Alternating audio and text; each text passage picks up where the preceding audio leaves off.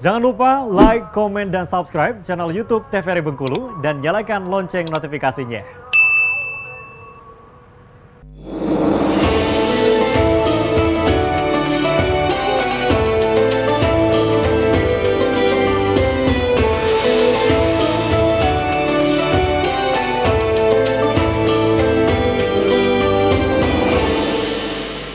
Terima kasih pemirsa, Anda masih bersama kami di Mutiara Kolbu, masih dengan tema yang sama yaitu amal di bulan Zulhijjah, masih dengan Ustadz Adi Sucipto dan juga ibu-ibu dari Majelis Taklim Al-Manar.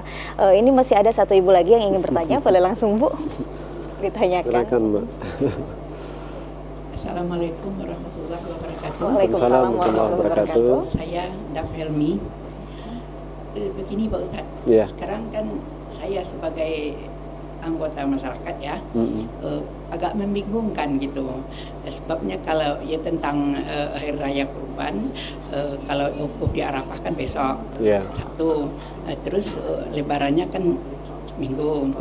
Jadi kita sebagai warga negara Indonesia, yang mana yang akan kita ikuti, sementara waktu Indonesia lebih dahulu 4 jam daripada waktu Arab Saudi. Jadi menurut Pak Ustadz, yang mana yang terbaik gitu? Sekian, terima kasih. Iya, langsung saja dijawab Pak Ustadz.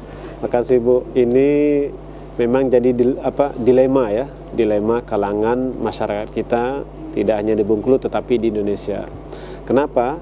Karena posisi wukuf itu besok, ya, berarti puasanya besok kan seperti itu ya. Ini memang berlaku untuk saudara kita di Saudi, karena secara hilal bulannya itu memang lebih dahulu terlihat tanggal 9 itu besok di Saudi. Tetapi meskipun kita 4 jam lebih dulu, tetapi kita melihat hilalnya, bulannya, nah itu ya Bu ya, ketika melihat bulannya itu belum nampak, maka diputuskan oleh Kementerian Agama kita dengan beberapa ormas-ormas yang juga mereka pakar di situ, ilmu falak dan lain-lain, maka disimpulkan bahwasanya untuk Indonesia itu 9 Zulhijjah itu jatuh di hari Minggu gitu. Kalau misalkan orang itu wukuf di Indonesia dan ada Ka'bah di sini, maka posisinya itu 9 Zulhijjah bukan besok, tetapi lusa gitu. Nah, sekarang posisinya bagaimana kita? Apakah kita puasanya besok atau lusa gitu? Nah, kita sekarang posisinya berada di mana? Kalau posisi kita berada di Saudi, maka kita ngikut besok untuk Arafahnya. Tetapi kalau kita tinggal di sini dan menyesuaikan dengan tanggal 9 Zulhijjahnya, maka kita puasa Arafahnya yaitu di tanggal 9 di tanggal 16 ya. Nah, tanggal 16 di hari Minggu gitu.